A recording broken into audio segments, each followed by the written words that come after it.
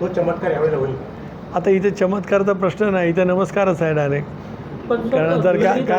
कारण आपण पाहिलं तर भारतीय जनता पक्ष शिवसेना क्रमांक 1 वरती आहे आणि शिवसेना, भारतीय जनता पक्ष, राष्ट्रवादी काँग्रेस पक्ष या सगळ्यांची एकत्रित बेरीज ही 800पेक्षा अधिक आहे. 1030 का 1020 मतदार आहेत आणि हे सर्व एकतर्फी. ज्यावेळेला नेते मंडळी त्याच्यामध्ये सहभागी आहेत, आमचे सर्व सावंतवाडीपासून ते पनवेलपर्यंतचे सगळे आमदार. कारण आता बघा, आपण एकच सोडलं 18पैकी तर 17 आमदार आज महायुतीचे आहेत, खासदार महायुतीचे आहेत. तिन्ही ठिकाणी 3 खासदार आहेत या मतदारसंघामध्ये मोडतात. राणेसाहेब आहेत, बारणेसाहेब आहेत आणि मी स्वतः आहे. पण आमची महायुतीची प्रचंड अशी ताकद आहे, त्यामुळे चमत्काराचा भाग नाही, इथं सरळ सरळ त्या ठिकाणी आहे. यांनी जर माघार घेतली नाही तर याअगोदर सुद्धा मला अदृश्य शक्तीचा हात 2018 सालच्या मतदारसंघामध्ये मला मिळालेला होता आणि तोच चर्चेचा विषय ठरलेला होता. यावेळेला नाही, खरं आहे. 2018 सालची निवडणूक असेल, 2012ची असेल, 2010ची असेल किंवा 2008 ज्यावेळेला भास्कर जाधव निर्वाचित झाले ती असेल, ही आम्ही राष्ट्रवादी काँग्रेस पक्ष म्हणून लढवली. त्यावेळेला आमच्यासमोर शिवसेनेचं आव्हान होतं, एकत्र शिवसेनेचं, आणि त्याच्यामुळे त्यावेळेला अदृश्य शक्ती वगैरे याची आवश्यकता होती, नक्कीच आहे. आता सगळीच समीकरणं बदललेली आहेत आणि त्यावेळेला शिवसेना आणि भारतीय जनता पक्षाची युती होती, काँग्रेस, राष्ट्रवादी काँग्रेस पक्ष अशी युती होती. त्यामुळे स्वाभाविकच त्यावेळेला ती गणितं जमवताना तशा पद्धतीची गरज होती. यावेळेला एक स्पष्टपणाची ताकद महायुतीची आहे. आणि दुसरा महत्त्वाचा मुद्दा या ठिकाणी आहे की वेगवेगळ्या पद्धतीचं, मग कारण आपल्याला माहिती आहे की पूर्वी रायगडपुरता, कुलाबापुरता स्थानिक स्वराज्य संस्था होत्या. इथे रत्नागिरीपुरता स्वर्गीय भाईसाहेब सावंत हे त्या कालावधीमध्ये विधान परिषदेवरती निर्वाचित झाले होते आणि विधान परिषदेचे सदस्य म्हणूनच भाईसाहेब त्यावेळेला वसंतदादांच्या मंत्रिमंडळामध्ये मंत्री म्हणून होते आणि त्याच्यानंतरच्या कालावधीमध्ये मग विधानसभेतून त्या ठिकाणी ते निर्वाचित झाले. आणि हा मतदारसंघ एकत्रित झाल्याच्या नंतर सुरुवातीला प्रभाकर धारकर साहेब होते, नंतर विजयराव सावंत हे शेतकरी कामगार पक्ष पुरस्कृत निवडून आले आणि तदनंतर विजयराव सावंतांनी पवारसाहेबांच्या नेतृत्वाखाली काँग्रेसमध्ये प्रवेश केला. 99ला राष्ट्रवादी काँग्रेस पक्ष झाला, त्यावेळेला विजय सावंत राष्ट्रवादीचे, त्यावेळेला बिंदोर झाले पण ते राष्ट्रवादीचे आमदार म्हणून झाले. स्वाभाविकपणाने ही जागा राष्ट्रवादी लढली. 2002मध्ये त्यावेळेला विजयरावांचा पराभव झाला आणि अनंतरी निवडून आले. तेवढा एकच अपवाद सोडला तर दीर्घकाळ असं आहे. तर महेंद्र दळवी सध्या आपल्या विधानावर ठाम असल्याचं पाहायला मिळत आहे. त्यांची मनधरणी करण्यासाठी आपण देखील काही पुढाकार घेणार आहात का किंवा काय? एक असं आहे की शेवटी आदरणीय शिंदे साहेबांनी त्या संदर्भात शिवसेनेच्या सर्वच प्रमुख नेत्यांची बैठक बोलवली होती. त्याच्यामध्ये आमदार महेंद्र दळवीसुद्धा उपस्थित होते. नेतृत्वाने सांगितल्याच्या नंतर प्रत्येक सहकारी आपापल्या नेत्याचा आदर करत आणि महायुतीच्या माध्यमातून त्या ठिकाणी काम करण्याचा प्रयत्न करत असतो. जरूर काय प्रश्नाच्या बाबतीमध्ये चर्चा करायची असेल तर ती चर्चा होऊ शकते. आता बघा, जिल्हा परिषदच्या निवडणुका आम्ही परस्परांच्या विरोधामध्ये लढलो, पण ज्यावेळेला तिन्ही नेत्यांनी ठरवलं की जिल्हा परिषदेमध्ये आम्ही एकत्रित आलं पाहिजे, मी एकत्रित आलो. त्याच्यामुळे काही वेळेला काही प्रश्नांच्या बाबतीमध्ये मतमतांतर असू शकतील, पण शेवटी व्यापक हितातून आपण एकत्रित येत असतो. ज्या वेळेला त्यांच्या समेत चर्चा करण्याची गरज लागेल, वेळ येईल, त्याला जरूर मी त्यांच्याजवळ बोलेल. कारण ते दीर्घकाळ माझे सहकारी राहिलेत, एकेकाळी त्यांनी माझ्या पक्षामध्ये काम केलेलं आहे. त्याच्यामुळे काही दुरावा असण्याचं काही कारण नाही. एखाद्या बाबतीमध्ये तीव्रता राहू शकते, पण तीव्रता कमी करण्यासाठी जबाबदार व्यक्तींनी त्याच्यामध्ये लक्ष घालून पुढाकार घ्यावा लागत असतो. तो माझ्याकडनं घेतला जाईल. जुईलीने थेट आरोप केलेला आहे, तटकरेद्वारे अर्ज भरत आहोत. एक असं आहे की आता त्या साऱ्याचा शेवट गोड झाला आहे. ज्या अर्थी महायुतीचे उमेदवार म्हणून अनिकेतच्या उमेदवाराला महायुतीने मान्यता दिली, म्हणून मी मगातपासून वारंवार ते सांगतो, काय त्यांचे समज असेल का हरकत असेल तर बसून चर्चा करून मार्ग निघेल. असं अनेक वेळेला होत असतं. पालकमंत्री तिढा अद्यापही कायम आहे, नेमकं काय सांगितलं जातं? एक भाग असा आहे की स्थानिक स्वराज्य संस्थांची निवडणूक हा एक निवडणुकीच्या प्रक्रियेचा भाग आहे. पालकमंत्रीपद ते रायगडचं असेल, नाशिकचं असेल, मधल्या कालावधीमध्ये त्या संदर्भामधलं निर्णय झालेला नाही. आत्ताही मी आवर्जून या ठिकाणी सांगतो की जो निर्णय देवेंद्रजी फडणवीस मुख्यमंत्री या नात्याने घेतील, उपमुख्यमंत्री म्हणून शिंदेसाहेब घेतील, सुनेत्राबाईंनी घेतील त्या निर्णयाशी सहमती राष्ट्रवादी काँग्रेस पक्षाचा प्रदेशाध्यक्ष म्हणून किंवा रायगडचा खासदार म्हणून माझी असणार आहे. शेवटी तिन्ही नेते राज्यांतील एनडीए बळकट करण्यासाठी ते त्या ठिकाणी प्रयत्नशील आहेत. अशा वेळेला कुठल्याही बाबतीमध्ये एक भूमिका मांडण्या इथपर्यंत ठीक आहे, पण एकदा नेतृत्वाने निर्णय घेतल्यावर तो मान्य करून ते पुढे कसं करणं ते काम आहे सर्वांचं. पण पालकमंत्रीपदे गोगावलेंना म्हणजे भरतशेठ गोगावलेंना आणि अनिकेतजींना ही उमेदवारी ही वस्तुस्थिती आहे का, म्हणजे ही तडजोड झालेली आहे? एक असं आहे की या सगळ्या गोष्टीची चर्चा जरूर पुढच्या कालावधीमध्ये होईल. ती या निवडणुकीच्या पुरती सीमित नाही. मी ते सांगितलं की जवळपास गेले 1.5-2 वर्ष रायगड आणि नाशिक या दोन्ही जिल्ह्याचं पालकमंत्रीपद रिक्त आहे. त्या संदर्भातली चर्चा नक्की होईल. आता याच्यामुळे हे असं का त्याच्यामुळे असं का हा का मुद्दा नाही, कारण आम्ही आता एनडीए म्हणून ज्यावेळेला काम करतो त्यावेळेला बारीक सारीक काही चर्चा असतात त्या होतच असतात. पण 2018ची निवडणूक आणि 2024 अनुभव तुम्हाला वेगवेगळे बरेच आले असतील. हो आहेत ना माझे अनुभव 2000 तसं बघितलं तर 8पासून आहेत. पहिल्यांदा ज्यावेळेला आम्ही निवडणूक लढली त्यावेळेला मी पालकमंत्री होतो रायगडचा. त्याच्या आधी मी रत्नागिरीचा पालकमंत्री म्हणून काम केलं आहे. दीपकबाईंच्या तिकडे मी संपर्कमंत्री म्हणून सुद्धा एकेकाळी तिकडचंही पालकमंत्रीचे 1-3-4 महिन्याकरता होतो. सांगण्याचा मतितार्थ असा आहे की ज्यावेळेला पहिल्यांदा आम्ही निवडणूक झाली 2008मध्ये त्यावेळेपासूनचं या प्रक्रियेमधला मी एक महत्त्वाचा भाग आहे. त्याच्या आधी विजयराव सामंतांची निवडणूक झाली 2002ला त्यावेळेलासुद्धा मी राज्यमंत्री किंवा रत्नागिरीचा पालकमंत्री होतो. त्यामुळे या सगळ्या निवडणुकीचा प्रदीर्घ अनुभव असा सोबत आहे.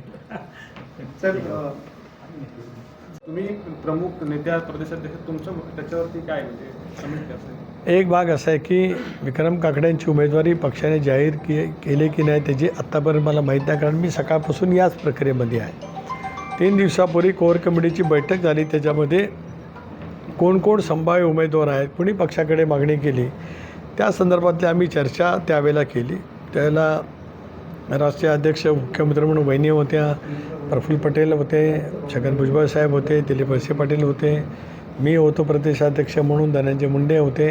आम्ही एक 4-5 नावं ज्यांनी अर्ज केले होते त्याच्यात चर्चा केली, शॉर्टलिस्ट केली आणि शेवटी वहिनींना आम्ही अधिकार दिले की या संदर्भामध्ये त्यांनी योग्य तो निर्णय त्या ठिकाणी पुण्यातल्या राजकीय परिस्थितीचा अंदाज घेत त्या ठिकाणी करावा. आता काल संध्याकाळी किंवा परवा किंवा काल सकाळी राष्ट्रवादी काँग्रेस पक्षाकडे पुण्याची जागा लढवण्याच्या बाबतीमध्ये महायुतीतून निर्णय झाल्याचं कळवण्यात आलं होतं.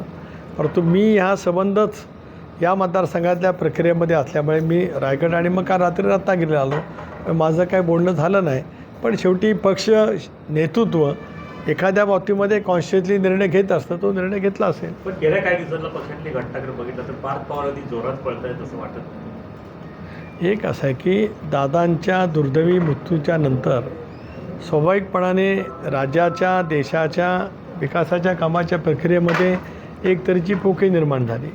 राष्ट्रवादी काँग्रेस पक्षामध्ये तर प्रचंड प्रवृत्ती पोकळी निर्माण झाली. या सगळ्या परिस्थितीमध्ये आमच्या सर्वांच्या विनंतीनुसार आणि त्यांनी मान्यता दिल्यामुळे बहिणी उपमुख्यमंत्री झाल्या, राष्ट्रीय अध्यक्ष झाले. मग पार्थसुद्धा राज्यसभेवरती त्या ठिकाणी गेला. पार्थ काय आत्ताच राजकारणामध्ये आला असं नाही. 2019ची मावळ लोकसभेची निवडणूक ही पार्थ पवारांनी त्या ठिकाणी राष्ट्रवादी काँग्रेस आणि शेका पक्षाच्या युतीतून त्या ठिकाणी लढवली होती. त्यांना यश मिळालं नव्हतं खरं आहे, पण याचा अर्थ त्यांनी राजकारणातला प्रवेश त्यांचा त्या कालावधीमध्ये झाला होता. आता ठीक आहे, दादांच्या या अत्यंत अकाली निधनाच्या नंतर त्यांचं सक्रिय होणं पक्षासाठी महत्त्वाचं होतं, त्याप्रमाणे ते सक्रिय झाले. पण सक्रिय होताना ज्येष्ठ मंडळींना कुठेतरी विश्वासात घेऊन काम करणं एक प्रथा असते परंपरा पक्षामध्ये.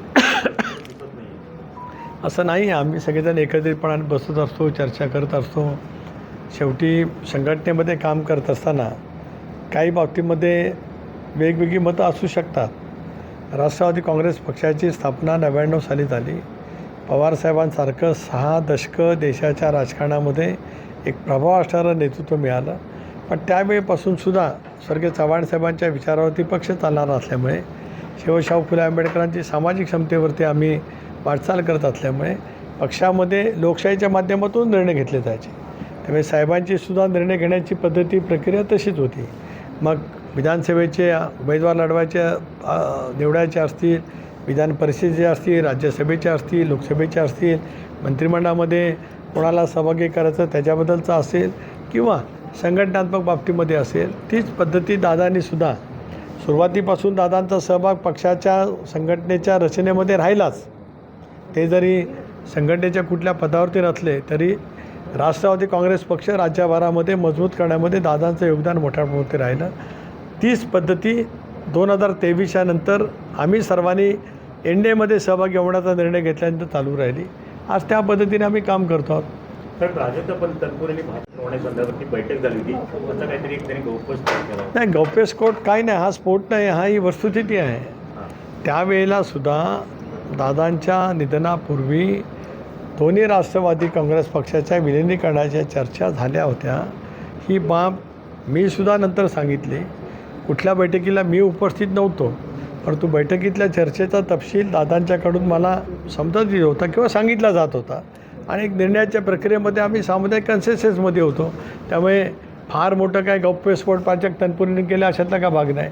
कारण प्राजक्त असतील किंवा पवारसाहेबांच्या राष्ट्रवादी काँग्रेस पक्षाचे सगळे नेते असतील तर दादा एकटेच या सगळ्या दादा नेते आहे, कमांड होती, त्यामुळे एकटेच त्यांच्याशी चर्चा चालू होती. त्यावेळेला इतरांना पवारसाहेबांच्या सोबत असणाऱ्या आमदारांना, माझ्या आमदारांना काय काय वाटत होतं त्या संदर्भात ते दादांच्याकडे चर्चेला उपस्थित असेल, त्याच्यात गैर काय आणि याच्यातला गैरस्फोट गौप्यस्फोट काही नाही. दादांच्या अकाली निधनाच्या नंतर जी परिस्थिती बदलली, दादा असताना विलिनीकरण आणि दादा नसतानाचं विलिनीकरण याच्यात खूप फरक आहे, अंतर आहे आणि त्याच्यामुळेच या सगळ्या बाबी पुढच्या कालावधीमध्ये घडल्यात. प्रत्येक निवडणुकीमध्ये उमेदवारी जाहीर व्हायला काही तास असताना जाहीर केली जाते. एवढे संघर्ष का होतात? नाही, एक असं असतं की ज्या वेळेला 3 पक्ष एकत्रित निवडणुका लढवत असतं त्याला जागा वाटपाच्या बाबतीमध्ये चर्चा होत असतात. काही जागांच्या बाबतीमध्ये प्रत्येक राजकीय पक्षाचं एक गणित असतं, ते मांडलं जात असतं आणि अशा वेळेला राज्यपातळीवरती सर्वाच बाबतीमध्ये एकमत होतं असं नाही. म्हणून एक केंद्रामध्ये एनडीएचं आमचं एक शीर्षस्थं नेतृत्व आहे, त्या नेतृत्वाकडे अनेक वेळेला अनेक प्रश्न जात असतात. अमितभाई त्या ठिकाणी पूर्णपणाचं नियंत्रण करतात. ते सर्वांनाच भारतीय जनता पक्षाबरोबरची असलेल्या मित्र पक्षांनासुद्धा अतिशय समन्वयाने समानपैचा न्याय देण्याची प्रक्रिया होत असते. त्याच्यात काही वेळेला काही विलंब होतो याचा अर्थ काय कुठे कमी आहे किंवा जास्त आहे असं मानण्याचं काही कारण नाही. जवळपास 5 महिने झाले दादा. वडेट्टीवारांच्या चंद्रपूरमधले नगरसेवक नॉट रिचेबल आहेत आणि त्याच अनुषंगाने बोलताना त्यांची जीभसुद्धा घसरली पाहायला मिळते. कसं बघता याच्याकडे? कसं आहे की आता तोंडाशी आलेलं गेलं असं जर काही त्यांना वाटत असेल, एक बघा की चंद्रपूर महानगरपालिकेमध्ये काँग्रेस पक्षाला बहुमत होतं. आता काँग्रेस पक्षांतर्गत काय चाललं आहे मला माहिती आहे, आताही काय चाललं माहिती आहे, चंद्रपूरला काय माहिती आहे, पण त्या पक्षांतर्गत मला बोलावंसं वाटत नाही. पण बहुमत असतानासुद्धा ते त्यांचा महापौर करू शकले नाही. आता त्यावेळेला ज्यांचा महापौर होऊ शकला नाही त्यांनी काळाच्या ओघात जसा सूड उगवला जातो तसा तो उगवला गेला की काय आणि त्याच्यातून काही नगरसेवक जर काय नॉट रिचेबल असतील तर प्रत्येकाने आपापलं आत्मपरिष्कार आत्मचिंतन करावं. दक्कर साहेब, जवळपास 5 महिने झाले आपण प्रगत महाराष्ट्रामध्ये दादांचा घात की अपघात त्याचं अजून उत्तर जनतेला मिळालेलं नाही. नेमकं काय? एक असं असतं की अशा पद्धतीचे विमान अपघात होतात तर त्याच्या चौकशीची एक पद्धती केंद्र पातळीवरती नक्की करण्यात आलेली आहे. त्या विभागाच्या मार्फत एक स्वतंत्र एक व्यवस्था स्थापन करण्यात आलेली आहे. त्या व्यवस्थेच्या मार्फत एक चौकशी होत असते. राज्य सरकारने CIDची चौकशी सुरुवातीला घोषित केली, त्याचबरोबर ती आम्ही सर्वांनी मागणी केली त्याप्रमाणे CBIची चौकशी सुरू आहे.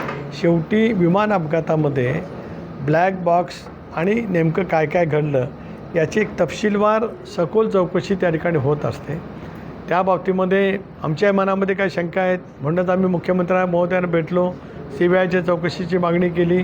आम्ही आदरणीय अमितभाई शहासाहेबांना भेटलो, केंद्रीय गृहमंत्र्यांना त्यांच्याकडे मागणी केली.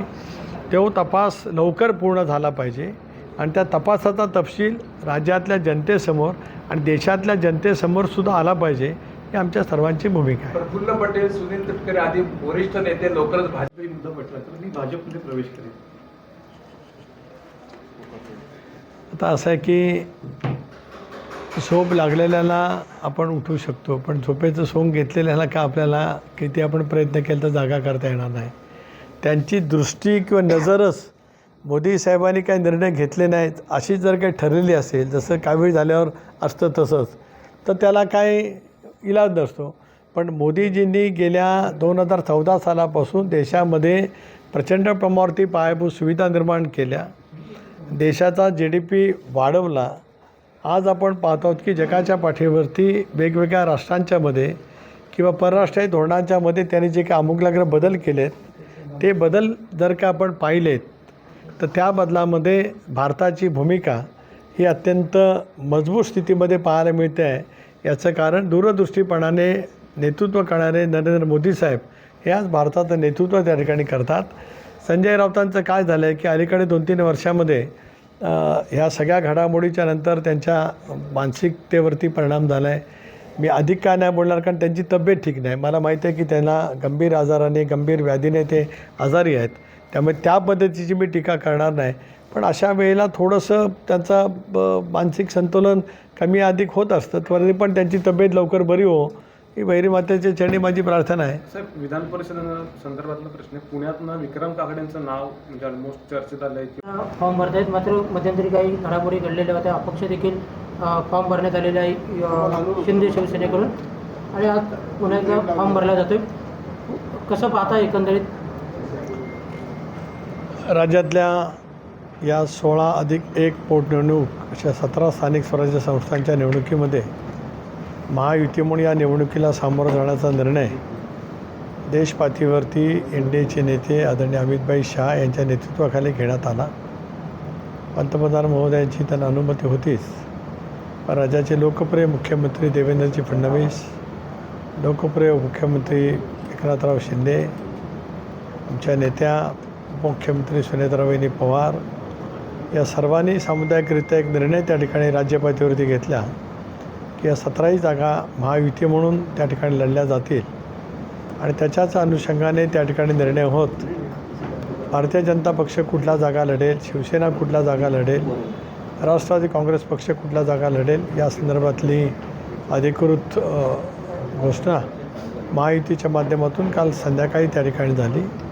अशा वेळेला ही जागा राष्ट्रवादी काँग्रेस पक्षाने महायुतीचा घटक म्हणून लढण्याचं निश्चित त्या ठिकाणी केलं, आणि त्याच्यातून आज अनिकेतचा उमेदवारी अर्ज महायुतीचा उमेदवार म्हणून आम्ही या ठिकाणी दाखल करतो आहोत.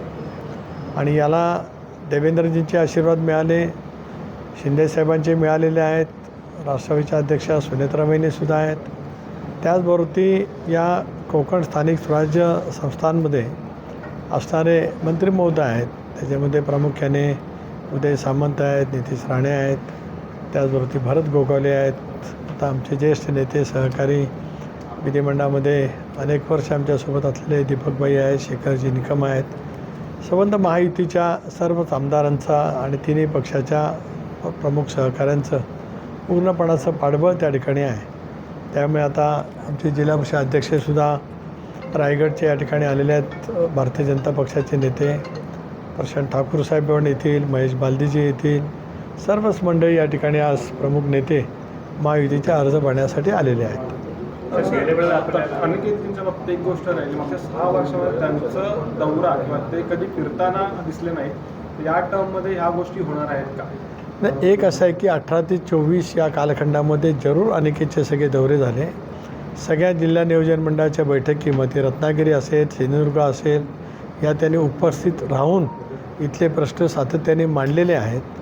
आता मतदारसंघ इतका मोठा असल्यामुळे स्वाभाविकपणाने सर्वच ठिकाणी नियमितपणाने संपर्क होईल असं नाही, परंतु संघटनेच्या माध्यमातून संपर्क करण्याचं काम आम्ही सगळे करत असतो. खरं आहे, त्याच्यात अधिक जर काही सुधारणा करण्याची आवश्यकता असेल, अधिक वेगवेगळ्या प्रश्नाच्या दृष्टिकोनातून विधिमंडळामध्ये स्पष्टपणाची भूमिका मांडायची असेल, राज्य सरकार आज आमच्या महायुतीचं आहे, सर्व नेते मंडळी त्या ठिकाणी आहेत, त्यांच्या माध्यमातून कोकणच्या भवितव्यासाठी काम करत असेल तर त्याच्यामध्ये अधिक लक्ष त्यांनी घातलं पाहिजे, अशा सूचना माझ्याकडनं देण्यात येतील. दुसरी गोष्ट अशी झाली की जोईली दळवी यांनी जो अर्ज भरला त्यावेळी त्यांनी थेट तुमच्यावरती आरोप केले. मुळात अनिकेतजींच्या उमेदवाराला विरोध हा बेसिकली सुनील तटकरेंना विरोध हे तुमच्याच जिल्ह्यातून पुढे आलं. सो याच्याशी कसं डील केलं जाणार आहे? एक असं आहे, डील वगैरे काय भाग नाही. राजकारणामध्ये शेवटी चर्चा, वाटाघाटी आणि त्याच्यातून एक सामुदायिक महायुतीचं हित हेच आमच्या सर्वांच्या समोर आहे. कारण की काही वेळेला राजकीय संघर्ष हा होत असतो, पण त्याच्यातून ज्या वेळेला महायुती म्हणून एनडीए म्हणून बळकट करण्याची प्रक्रिया देशपातळीवरती, राज्यपातळीवरती होते आणि देशातल्या शीर्षस्थ नेतृत्वाबरोबरीत राज्यातल्या प्रमुख या 3 नेत्यांचं सुद्धा तीच भूमिका राहते. त्यावेळेला काही ठिकाणी कमी अधिक असेल त्याच्यावरती चर्चेअंती पडदा टाकणं अत्यंत आवश्यक असतं. ती भूमिका काल त्या ठिकाणी घेण्यात आली.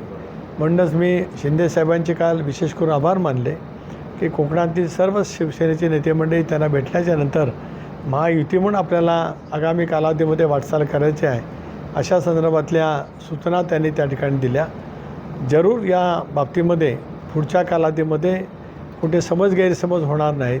राष्ट्रवादी काँग्रेस पक्ष म्हणून आमच्या मित्र पक्षांशी, मग भारतीय जनता पक्ष असेल, शिवसेना असेल, सौहार्दाचं वातावरण कसं राहील याचा प्रयत्न आम्ही सगळेजण करू. साहेब, गेल्या वेळेला आपल्याला